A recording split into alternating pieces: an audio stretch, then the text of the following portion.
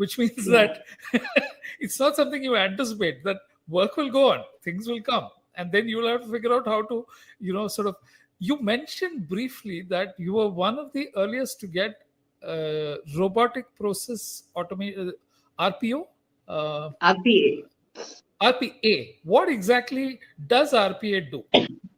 So, see, wherever you find, voluminous processes, Hmm. wherever you find manual processes, and wherever you find monotonous processes where the volume is large, the process is the same, okay, and you need to deploy manpower. You cannot deploy manpower because, see, I'll tell you where it all started from. So when I was in Ujjivan, and I was there as ops was one of my responsibilities. The team came and told us that, and I used to notice one girl when I used to go home in the evening. I see her sitting there. Next day morning when I come, she's still there. So one day I asked her, "You don't go home?" She said, "No, I go, but I go late and I come early." I said, "Why?" So she said, "See, I do the IMPS recon, and because the transactions have grown so large, it crosses the 1 lakh Excel limit. Fields.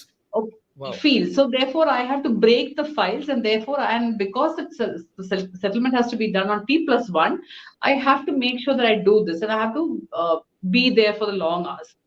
So I had met up with one of the vendors in some time back in my previous organization, and they had said about the same thing: voluminous, manual, and RPA can help you and all that.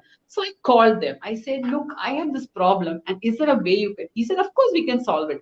I said, "Okay." So I told the team, "Let's do a POC with the client." So they said, "Why should we do POC with one client? Let's do POC with three clients." So, okay, fine.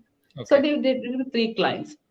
So the three partners that did POC, they said, "Okay, when we are comfortable with this guy, this guy is able to."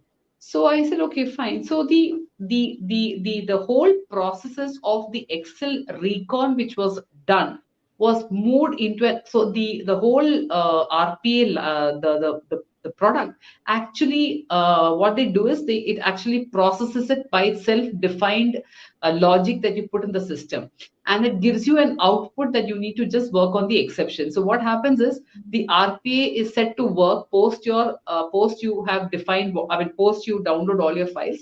It works after beyond a particular business after the hours, sets up the outcome and pushes it in. So when you come in the morning, you have a file which will give you the exception. So what you used to do with lakhs and lakhs, you just have to manage some 10, 15 line items and